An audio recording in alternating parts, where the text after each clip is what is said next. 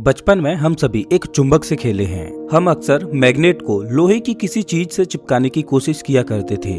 वहीं जब हमारे पास एक से ज्यादा मैग्नेट हुआ करते थे तब हम उन दोनों मैग्नेट्स को एक साथ चिपकाते थे और एक दूसरे से दूर भागते हुए देखते थे। थोड़ा बड़ा होने के बाद और साइंस पढ़ने के बाद हमें मैग्नेट और उसके इस यूनिक बिहेवियर के बारे में और अच्छे से पता चला। हमें पता चला कि एक मैग्नेट के नॉर्थ और साउथ पोल नाम के दो साइड्स होते हैं। जब आप एक मैग्नेट के नॉर्थ पोल को दूसरे मैग्नेट के साउथ पोल के पास लाते हो तो दोनों तुरंत एक दूसरे से चिपक जाती हैं। वहीं जब आप एक मैग्नेट के नॉर्थ पोल को दूसरे मैग्नेट के नॉर्थ पोल के पास लाते हो तो वो दोनों एक दूसरे से दूर भागते हैं। अब ऐसा क्यों होता है? इस सवाल का जवाब आसानी से दिया जा सकता है। दरअसल हमारे आसपास की हर एक चीज मैटर से बनी हुई है और मैटर हमेशा ही कोशिश करता है कि वो एक स्टेबल या न्यूट्रल स्टेट में रहे।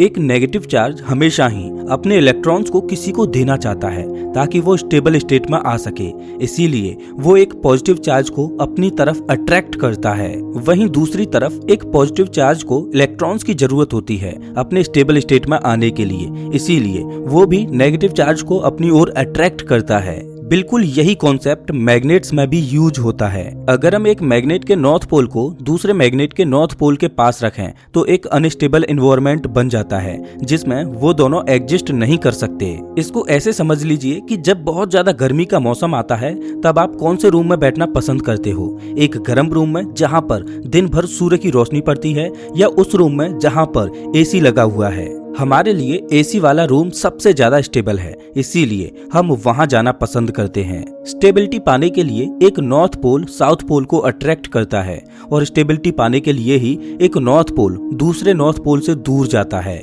लेकिन आज मैं आपसे एक ऐसा सवाल पूछने वाला हूँ जिसके बारे में शायद आपने कभी नहीं सोचा होगा। मान लीजिए कि आपके पास एक बार मैग्नेट है जिसके एक ओर नॉर्थ पोल होता है तो दूसरी ओर साउथ पोल होता है। हमें बचपन से सिखाया जाता रहा है कि इस तरह से हर एक मैग्नेट के पास एक नॉर्थ पोल और एक साउथ पोल होता है। लेकिन अब अगर मैं आपसे कहूं कि इस बार मैग्नेट के दो हिस्से कर दिए जाएं, तो क्या होगा? क्या ऐसा करने से हमारे पास ऐसे दो मैग्नेट आ जाएंगे जिसमें एक के पास नॉर्थ पोल है और वहीं दूसरे के पास साउथ पोल है? जवाब है नहीं, और इसी जवाब ने वैज्ञानिकों को परेशान कर रखा है। आखिर क्यों एक सिंगल मैग्नेट के पास केवल नॉर्थ पोल या केवल साउथ पोल नहीं होता? आपको जानकर हैरानी होगी कि जिस तरह के साइंटिफिक और मैथमेटिकल सॉल्यूशंस हमें मिले हैं उस हिसाब से हमारी पूरी दुनिया में ऐसे पार्टिकल्स होने चाहिए थे, लेकिन आज तक इसके होने का एक भी सबूत हमें अभी तक नहीं मिल पाया है। वैज्ञानिकों ने इस तरह के पार्टिकल्स को मैग्नेटिक मोनोपोल का नाम दिया है। तो आखिर मैग्नेटिक मोनोपोल्स दुनिया के कौन से कोने में छुपे हुए हैं और क्या कभी हमें ये मिल पाएंगे? जानने के लिए वीडियो को अंत तक देखते रहिए। नमस्कार दोस्तों, मैं हूँ श्याम तोमर, स्वागत करता हूँ आपका इस वीडियो में। इन्फ्लेशन इस शब्द का मतलब ये है कि जब बिग बैंग हुआ था तब हमारी दुनिया का एक्सपेंशन रेट कई गुना तेजी से बढ़ गया था। यूनिवर्स का साइज चारों दिशाओं में 10⁻26 के फैक्टर से बढ़ने लगा और तो और सब कुछ केवल कुछ मिलीसेकेंड्स के अंदर ही हो रहा था। जब पहली बार बिग बैंग थ्योरी के बारे में प्रपोज किया गया तब इसके साथ ही इन्फ्लेशन शब्द को भी समझाया गया ताकि तीन मेजर पैराडॉक्सेज को समझाया जा सके। ये पैराडॉक्सेज हैं the flatness problem, the monopole problem और the horizon problem. The flatness problem के बारे में हमने पिछली ही वीडियो में जाना था, तो आप उस वीडियो को चैनल पर देख सकते हो। अब इन तीनों में से जो मोनोपोल प्रॉब्लम है उसके ऊपर बहुत से वैज्ञानिक ज्यादा जिज्ञासा से ध्यान नहीं देते, क्योंकि मोनोपोल प्रॉब्लम का सॉल्यूशन इन्फ्लेशन द्वारा बताया जा सकता है। अब बात यह है कि ग्रांड यूनिफाइड थ्योरी में वैज्ञानिकों ने केवल एक थ्योरी की मदद से स्ट्रॉन्ग, वीक और इलेक्ट्रोमैग्नेटिक इंटरेक्शंस को समझाया है और इसके मुताबिक बिग बैंग के बाद जब हमारा यूनिवर्स जस्ट पैदा ही हुआ था तब वो कंडीशंस एक मैग्नेटिक मोनोपोल के बनने के लिए सबसे ज्यादा बेस्ट थी। जब लोहा गर्म होता है तभी उसे पीटकर तलवार में बदला जा सकता है, उसी तरह यूनिवर्स की शुरुआती कंडीशंस में मोनोपोल आराम से एग्जिस्ट कर सकते थे और शायद करते भी थे। ग्रांड यूनिफाइड थ्योरी भी यही कहती है कि आज के हमारे यूनिवर्स में हर एक जगह पर एक मोनोपोल होना चाहिए था और इनके साइज भी काफी बड़े होने चाहिए थे। लेकिन जब हम इन्हें खोजने की कोशिश करते हैं तो एक भी मोनोपोल दिखाई नहीं देता। लेबोरेटरीज में भी हम इस मिस्टीरियस पार्टिकल को बना नहीं पा रहे हैं। इससे पहले कि हम ये जानें कि मैग्नेटिक मोनोपोल्स कहाँ हैं, उससे पहले हमारा ये जानना जरूरी है कि क्या ये सच में एग्जिस्ट कर भी सकते हैं।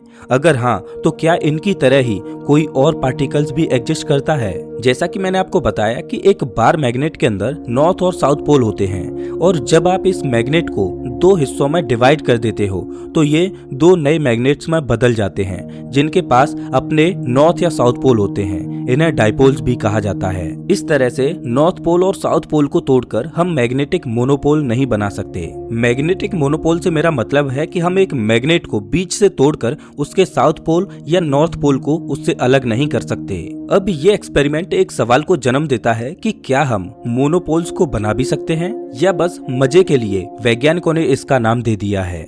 इसका जवाब है ब्रह्मांड में इस तरह के मोनोपोल पार्टिकल्स बिल्कुल एग्जिस्ट कर सकते हैं। इलेक्ट्रिक चार्ज और मैग्नेटिक चार्ज बहुत से मामलों में सेम होते हैं। उसी तरह एक इलेक्ट्रिक फील्ड और एक मैग्नेटिक फील्ड भी बहुत से मामलों में सेम होते हैं। लेकिन एक चीज जो हमें पक्के तौर से पता है वो ये कि इलेक्ट्रिक चार्ज और इलेक्ट्रिक फील्ड के अंदर इलेक्ट्रिक मोनोपोल्स एग्जिस्ट कर सकते हैं। मैं बात कर रहा हूँ इलेक्ट्रॉन्स की।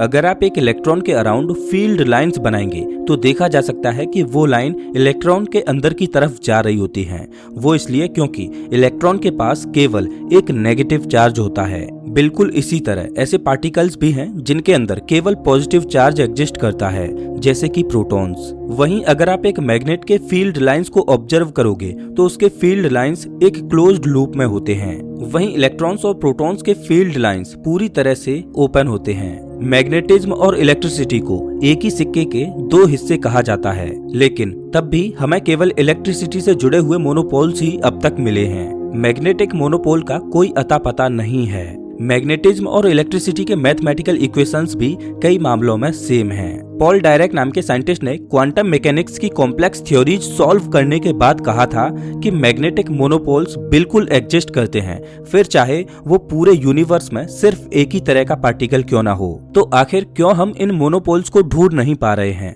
और क्यों हम एक्सपेरिमेंट्स के द्वारा इन्हें लैब में नहीं बना पा रहे हैं? इसकी सबसे पहली प्रॉब्लम तो ये है कि ग्रांड यूनिफाइड थ्योरी के मुताबिक मैग्नेटिक मोनोपोल्स बहुत ही बड़े होते हैं, उन्हें लैब में बना पाना नामुमकिन है। एक मैग्नेटिक मोनोपोल का मास बहुत ही ज्यादा होगा और जितना ज्यादा मास होगा उसे बनने के लिए उतनी ही ज्यादा एनर्जी लगेगी। चलिए मान लेते हैं कि इंसानों द्वारा इसे भले ही नहीं बनाया जा सकता, लेकिन बिग बैंग के बाद तो बहुत सारे मैग्नेटिक मोनोपोल्स जरूर बने होंगे जो पूरी दुनिया में फैले हुए हैं, जो हमें दिखाई देने चाहिए थे। बस इसी सवाल का जवाब देने के लिए इन्फ्लेशन थ्योरी सामने आती है। इन्फ्लेशन के मुताबिक बिग बैंग ने बहुत सारे मैग्नेटिक मोनोपोल्स को अर्ली यूनिवर्स में क्रिएट कर दिया था। इस बात में कोई शक नहीं है कि किसी भी रूप से इन्फ्लेशन ये नहीं कह रहा है कि मोनोपोल्स एग्जिस्ट नहीं करते।